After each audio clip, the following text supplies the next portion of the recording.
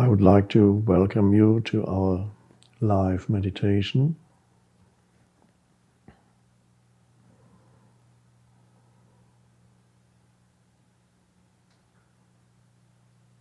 And a special welcome to the participants of the Wisdom 2.0 conference in San Francisco, 300 miles up the road, so to speak, from where I am right now. So welcome to the 2.0 Wisdom Conference people who are with us now.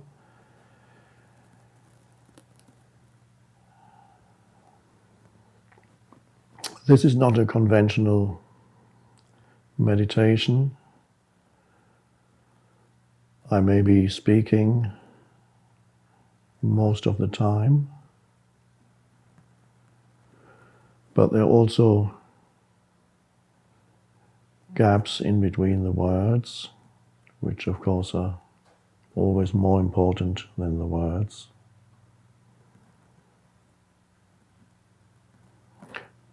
And if you're aware of the gaps as much as you're aware of the words,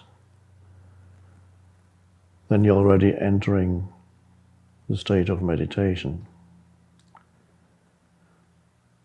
without having to go through any preliminary technique. Not that there's anything wrong with techniques.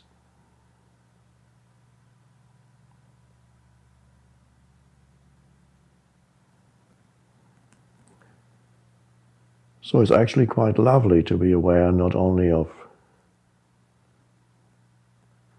the words, but also the stillness that's there. The space, one could say, between the words, even underneath the words. And the miraculous thing is, when you're aware of that,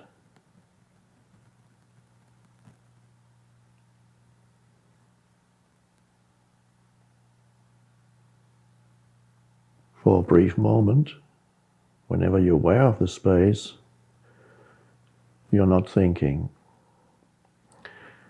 So the more you're aware of the space, or the spaces, the less absorbed you are in the stream of thinking. And not being absorbed in the stream of thinking, not identifying with the stream of thinking, is meditation.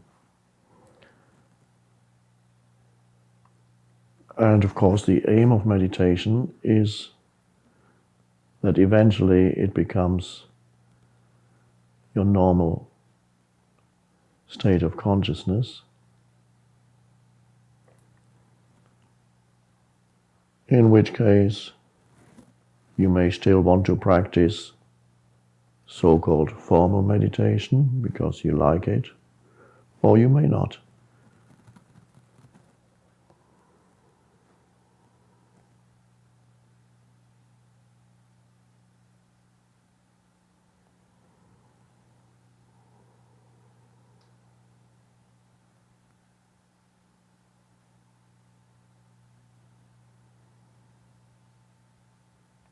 Now, usually, in your daily life, things constantly arise in your field of awareness, demanding attention. Situations, people, things that need to be done. And sometimes things are pulling at you from various directions, demanding your attention at the same time. And when you no longer know where to put your attention, you're beginning to experience so-called stress. Because stress means one thing is pulling this way, another thing is pulling that way, and so you get stress.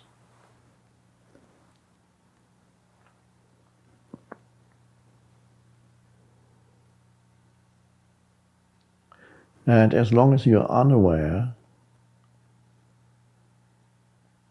unconscious, spiritually speaking,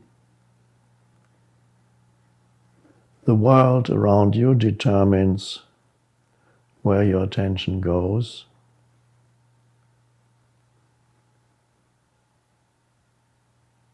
People, situation, events, your electronic devices that go ping when the next text message comes in, or whatever sound it is, or go pong when the next email arrives, and immediately your attention goes there. And then somebody's, oh. So I call that losing oneself in the world.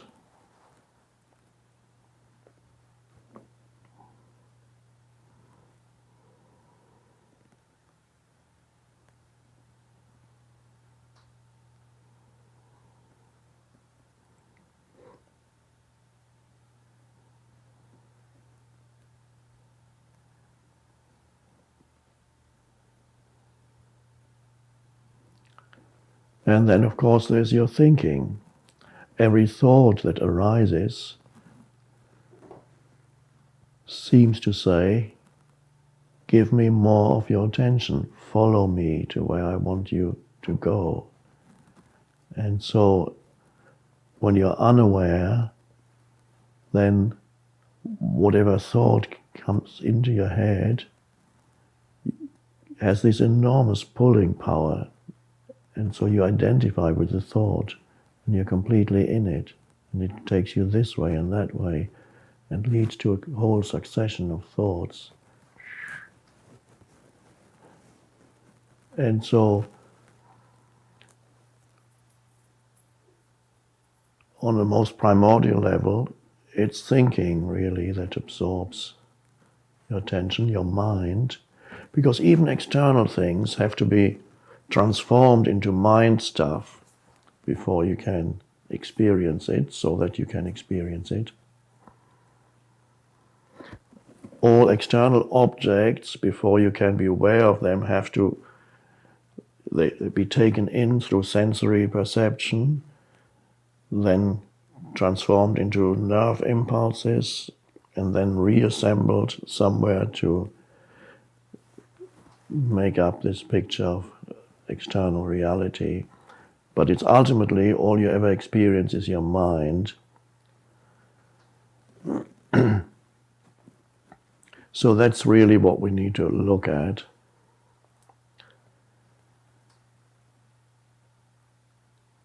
So most people are continuously aware of something, and they are at the mercy of whatever arises in their mind that has this power to pull in their attention.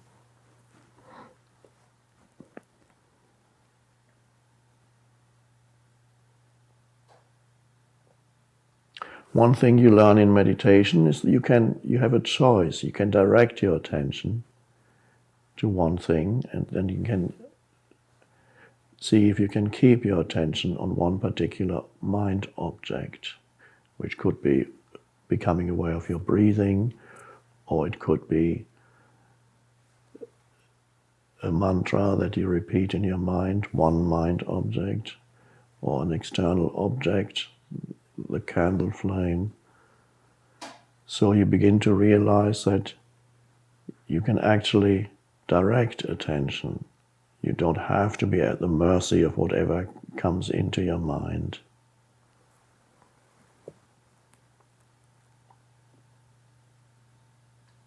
So as we sit here, for example, you can direct your attention. Your attention is, of course, in auditory perception and visual perception. But in addition, you can also have some of your attention on your breathing, for example. You're aware, even as you listen and as you watch, if your eyes are open, you can be aware also that at the same time you're breathing. You're choosing to have some attention there too.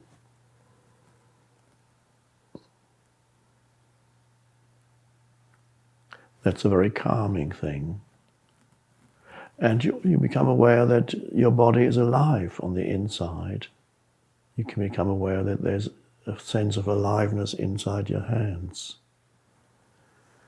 Another ancient meditation method to do it more methodically, you become aware that your feet are alive on the inside, your legs, your entire body. There's a field of aliveness, you become aware of that. You can then choose to put your attention on that rather than on something else where it would habitually go.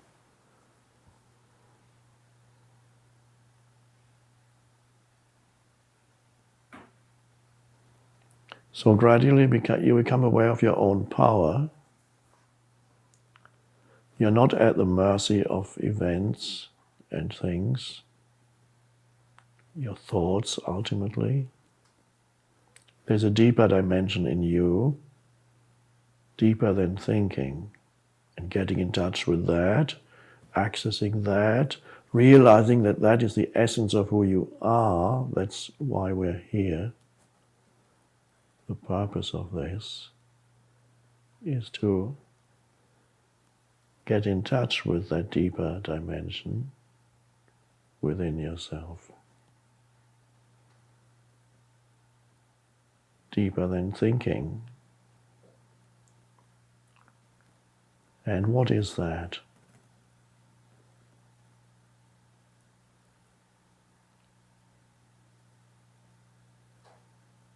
We could describe it as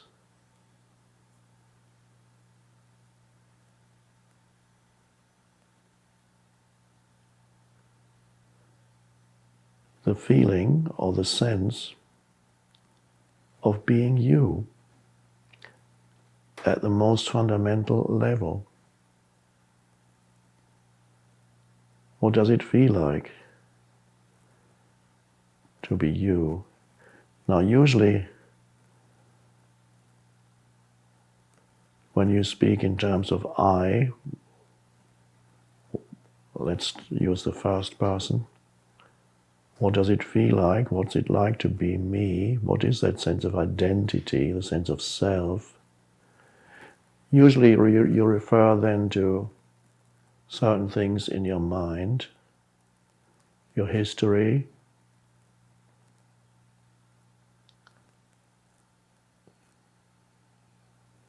your conditioned mind, the history of me, the story of me and my problems, me and my situation, me and this and this and this. So there's always, on that level, when your feeling of being yourself is really to be identified with certain things that arise in your mind. But here we are attempting to go deeper to a more foundational, a more real sense of what is it that underlies all that? What is it that makes the story of you, that most people tend to be who they are? What is it that makes the story of you possible? What is the space, the light in which it appears? There's something deeper without which there could be no story. And yet it's not separate from it.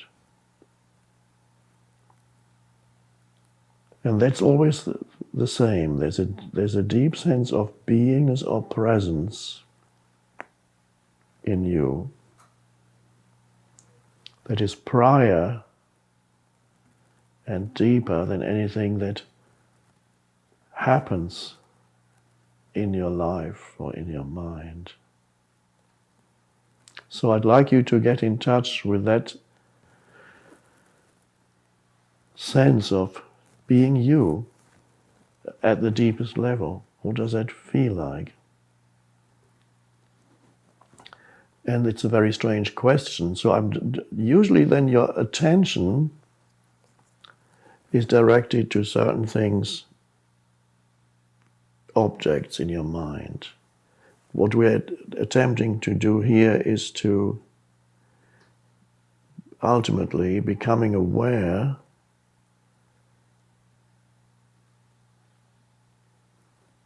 of that attention itself, which is awareness. So when I ask you, what's it like to be you? I'm really asking you to become aware of your own awareness. And that is not an object.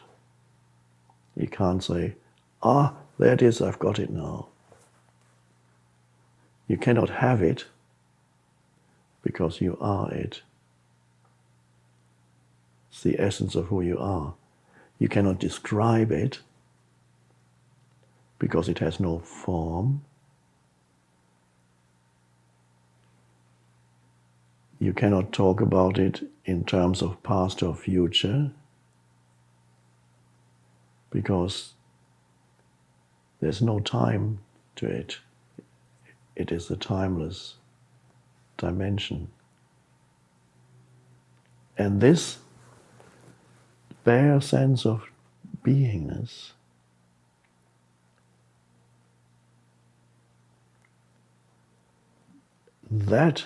if that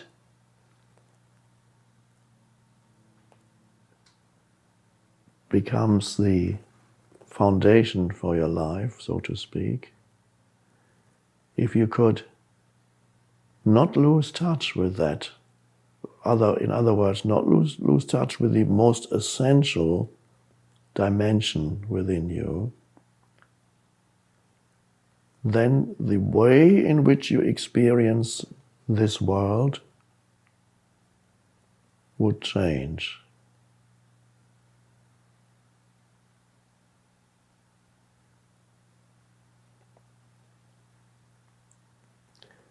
Because you would be continuously aware of that which is deeper than whatever arises in this world or in your mind.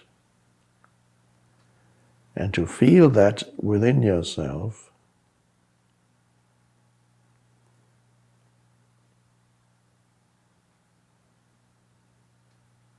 brings about a sense of trust in life. It is as if something were carrying you, something vaster than the little me, and you are connected with a vastness there that goes far beyond you as the person with a history. And to sense that within yourself, you can feel there is a power there that is the power of life itself. When you don't know that, all that's available to you is a trickle of that power.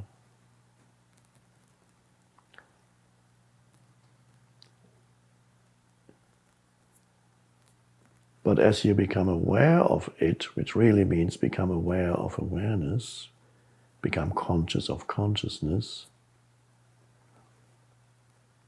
which again, when we use words, it's never quite right. Because the moment we construct a sentence, we create duality, subject and object, and you say, I am aware of consciousness. There you have a subject and an object, which isn't quite right, because there is no I apart from consciousness. So you'd have to qualify it and say, I'm aware of consciousness as myself. Then you undo the original error that is semantic. That brings about a sense of, we could say, rootedness in being, and brings about a trust in life. In other words, what is trust? Which in Other spiritual traditions have other words for it. Faith.